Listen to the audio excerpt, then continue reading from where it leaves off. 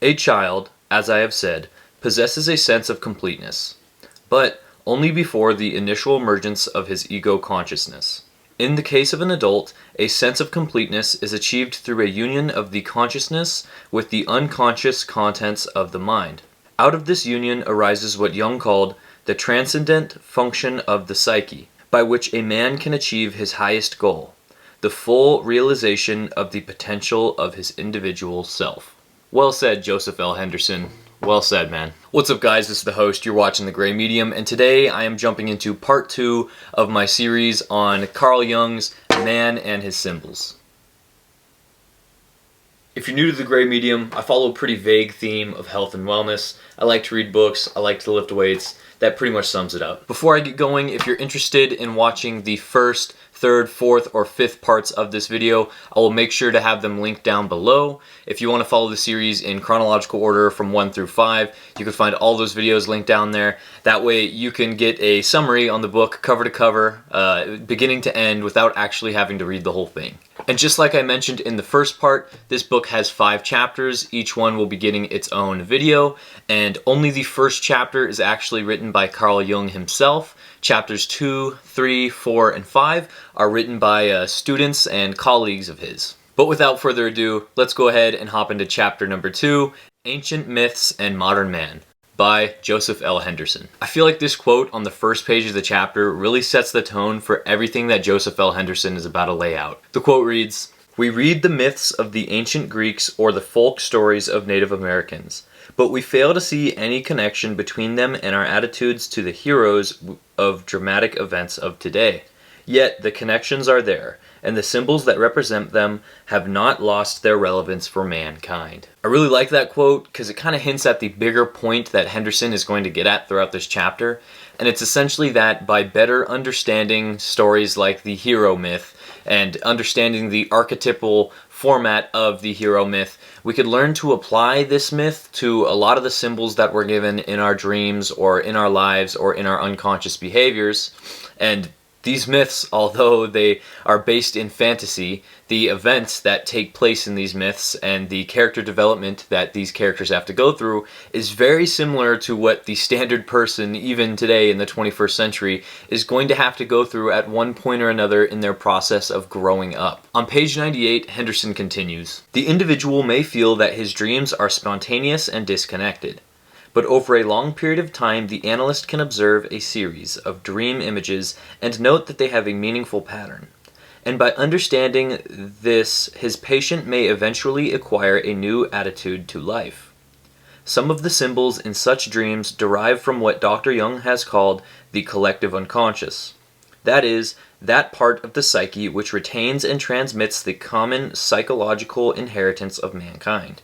These symbols are so ancient and unfamiliar to the modern man that he cannot directly understand or assimilate them." So a big thing that Henderson is really trying to drive home early in this chapter is the idea that we overlook our dreams and that we underestimate our dreams' meaning. Meanwhile, many patterns can be found in our dreams that can actually help us better understand ourselves, better understand our situations, and better understand how we need to improve and grow in order to move past plateaus that we're reaching in our lives. These symbols presented in dreams can help us realize bigger picture concepts that we wouldn't have otherwise seen had we just been so focused on living our day-to-day lives. So although Henderson spends this entire chapter giving different examples of ancient stories that are continued to be replicated and used as templates to be filled in and changed over and over and over again, the most common template, so to say, of a story or an ancient myth, rather, that Joseph L. Henderson mentions is the, quote, hero myth. Henderson mentions how one hero myth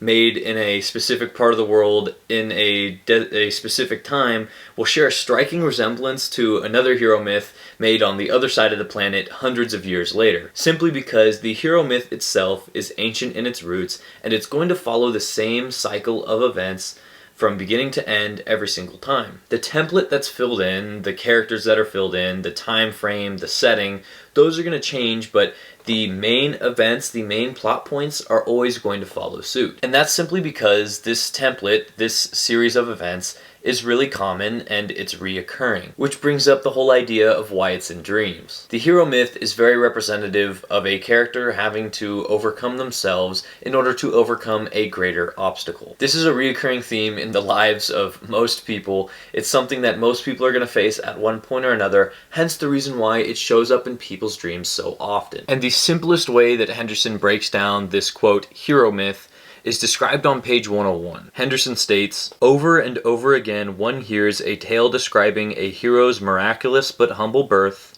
his early proof of superhuman strength, his rapid rise to prominence or power, his triumphant struggle with the forces of evil, his fallibility to the sin of pride, and his fall through betrayal or a heroic sacrifice that ends in his death." And he also mentions how this hero myth typically has a tutelary figure who aids this main hero in their journey. He gives the examples from Greek history. He explains how Theseus had Poseidon, the god of the sea, as his deity, Perseus had Athena, Achilles had Chiron, and the wise centaur who served as his tutor. Essentially, Henderson's getting at the fact that each one of these heroes had this figure that provided guidance and mentorship towards them and helped them grow and develop as characters in their stories respectively. He describes these characters further down on page 101 when he explains, "Their special role suggests that the essential function of the heroic myth is the development of the individual's ego consciousness, his awareness of his own strengths and weaknesses, in a manner that will equip him for the arduous tasks with which life confronts him." Essentially, this hero character has this story of growing, developing, and eventually reaching their end. And an equally important character in this story is playing the mentor role to the hero. The character that helps them understand themselves, helps them grow through their weaknesses, and helps them maximize their strengths. As I touched up on part 1, Jung is a big believer that we hold a lot of information in our subconscious minds that we're not always completely aware of, and we're not really aware of the fact that it's in there and we just have to work hard in order to access it. Jung's a big believer that if we can access that information, we could problem solve through issues that we have, we can solve difficult tasks that are ahead of us, and we can continue to ascend and self-improve as people. Henderson mentions this concept of the shadow explained by Jung later in this chapter on page 110. Henderson pretty much explains how the shadow is the shadow version of the self, meaning that it's the attributes that people are completely unaware that they have. I mentioned this earlier in video 1 about how we may have certain mannerisms or attributes or characteristics within ourselves that we repress or that we're completely unaware of. See, your shadow would essentially be the parts of yourself, good, bad, or ugly, that you completely are ignorant to, that you choose not to embrace, you just don't know about them. Your subconscious mind is aware of them, but your conscious mind isn't. And this is where the role of that mentor character in the hero myth is really important. Obviously, in order for the hero to slay the dragon or to do whatever task they need to do to complete the story, they need to dive into their shadow, they need to better understand themselves. Every hero story has a part at one point or another where the hero begins to question themselves and where the hero has to really double down on who they are and who they want to become. It's at this point that the hero has to push themselves to break past their barriers and to learn more about themselves in order to achieve whatever goal it is that they're striving for. See, and this is extremely symbolic of the shadow.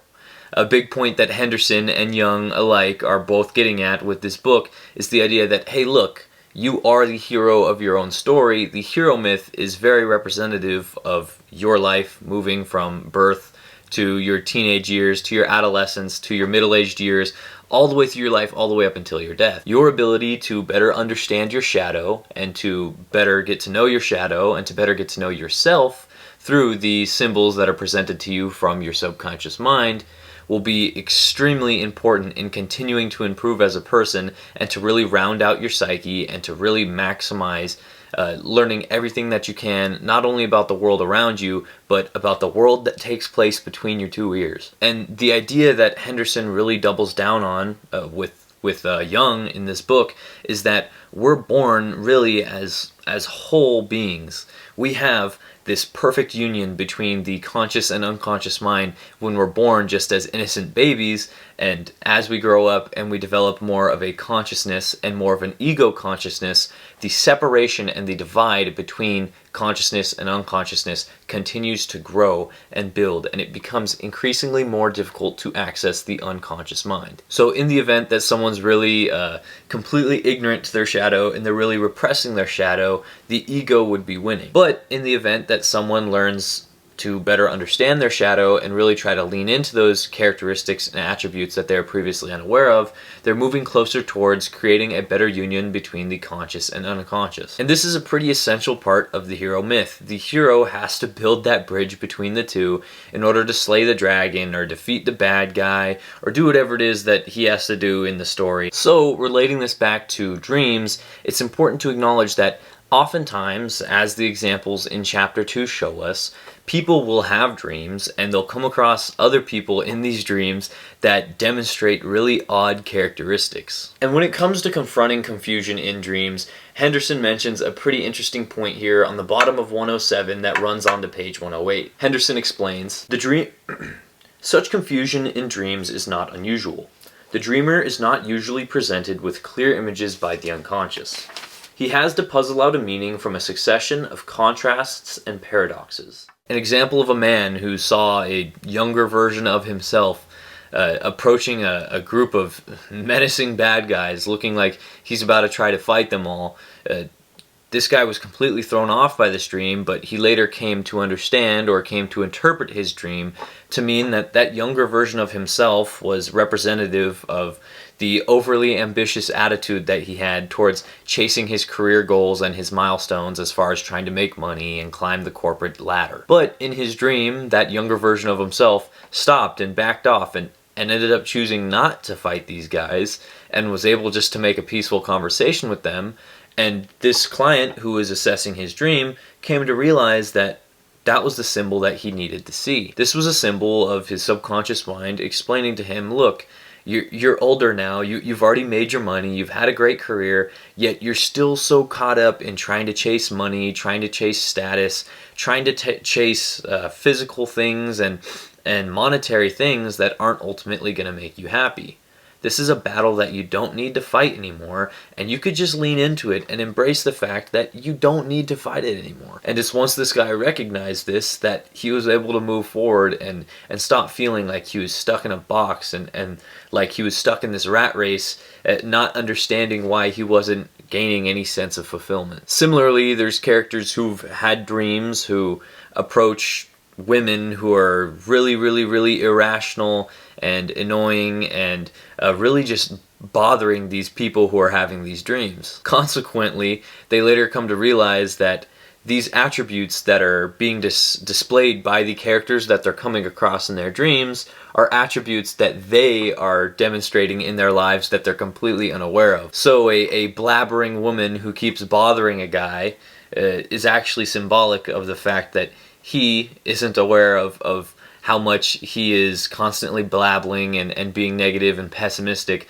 about things that are outside of his control and the negative impact that it's having on him. Subconsciously, he's not aware of the fact that he's doing these things. He's not aware in his waking life that these things are having a negative effect on his psyche, but it's once he goes to sleep and he has this dream that it's laid out in front of him that, hey look, this person you're coming across in your dream isn't their own person. Obviously they only exist in this dream, but they're a representation of a smaller part of your personality that's currently weighing you down. And in that case, understanding the importance of the hero myth and the chronological order that the hero has to follow in order to slay their dragon, and understanding that merging the conscious and unconscious mind, and understanding that better understanding your shadow is a huge stepping stone in slaying that dragon, is an essential part to developing as a person and moving forward and continuing to make progress in life. So in some stories it's climbing the big mountain, in some stories it's fighting the mob of angry men,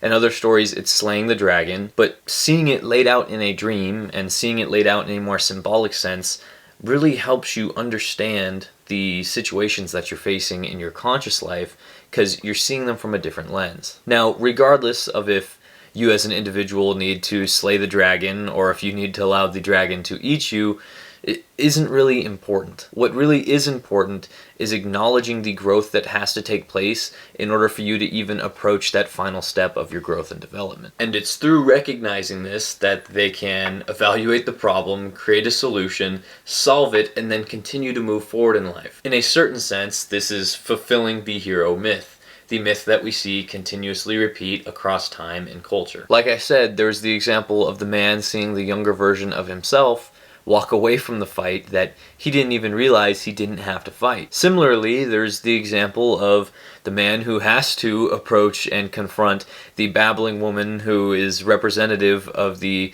attributes that he was oblivious to even having in the first place. See, but the common denominator is that both people had to become self-aware of something that they previously didn't know about. So if there's one thing that Henderson really got at in this chapter, is that it's important for you to understand your shadow, and it's important for you to understand that whether you like it or not, better understanding your shadow is the biggest step in slaying your dragon. So if you've made it this far, I appreciate you. Leave a comment down below to start a discussion. If you enjoyed the video, leave a like, subscribe if you're new. Until next time, I'm the host. You're watching The Gray Medium. Stay gray.